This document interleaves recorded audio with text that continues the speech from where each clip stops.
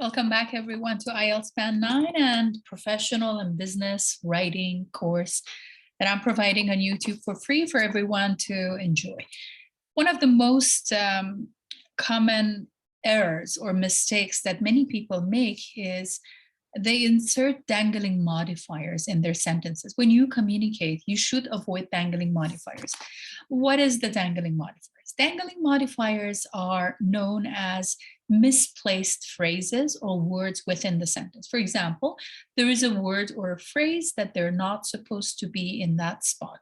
So the correct place of the phrases or the words are not clear. The term dangling modifiers in clear word refers to a word or a phrase that they usually start the sentence at the beginning of a sentence that does not connect properly to the rest of the sentence. How can you avoid this and how can you correct your sentences? Because if you're taking the proficiency tests, IELTS, CALE, CELPIP, GMAT, GRE, TOEFL, and any of those tests, or you're writing in business, dangling modifiers are killers, to be honest with you, in writing.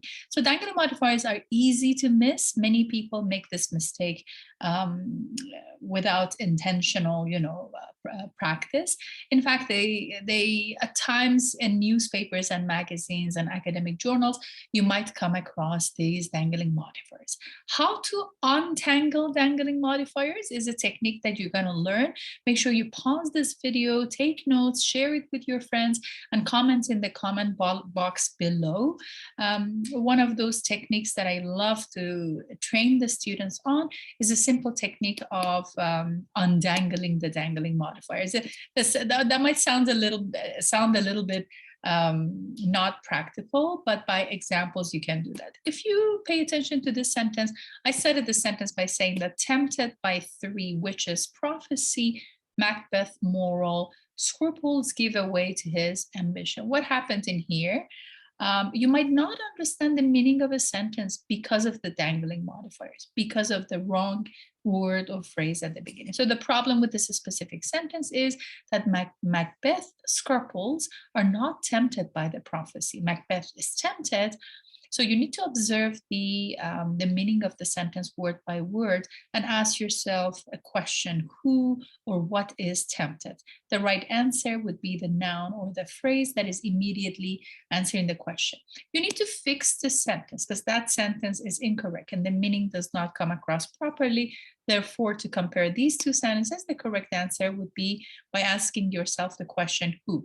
Therefore, I will say, tempted by three witches' prophecy, Macbeth allows his moral scruples to give way to his ambition. So it is important to be clear on how and who did what in a sentence. Another solution might be the change in the modifier. So undangle the dangling modifiers, and then the next one, you need to change the modifiers into a clause. If I say, after Macbeth has been tempted by the three witches' prophecy, comma, his moral scruples give way to his ambition, if I undangle it and if I rewrite it in a correct way, I need to use expletive it.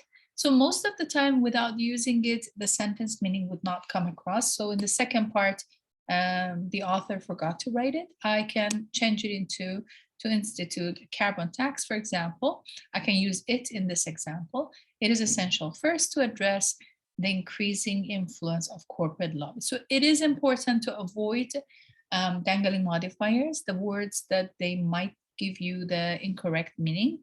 The next example that I'd like to share with you is you use it to avoid that kind of mistake.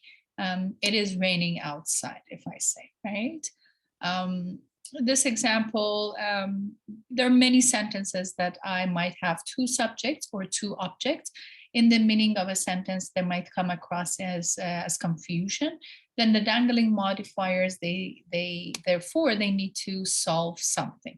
The solution that you need to focus on, it requires that you think carefully about the exact meaning of a sentence, and you should say who did what in a sentence before you start writing and creating your sentences. So sometimes we need to use we in a sentence might work.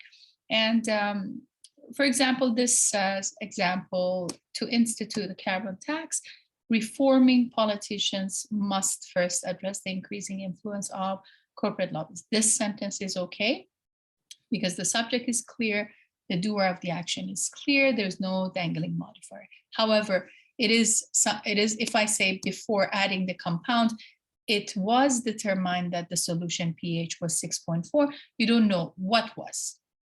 The compound was or the solution was, right? So these kind of errors happen and you can correct them by using it. We call it expletive it. In the second part of a sentence, if you use it, the meaning would be clearly given. Instead, I can say before the addition of the compound, not the addition, the compound, right? Or before adding the compound. I would say before the addition of the compound, it was. So the meaning coming across properly. The last example that I'd like to share with you for today, if your discipline provides many scientific writing, technical writing, you might overuse the passive voice in your writing. I have another video on passive voice. Make sure that you follow, share, and subscribe. If you turn on your notification bell, you'll hear that any new video, I post 4 or 5 videos per day, and they are very practical. Many executives, many test takers, many professionals who are taking the test and they would like to improve their communication skills, they follow my channel and they benefit from that.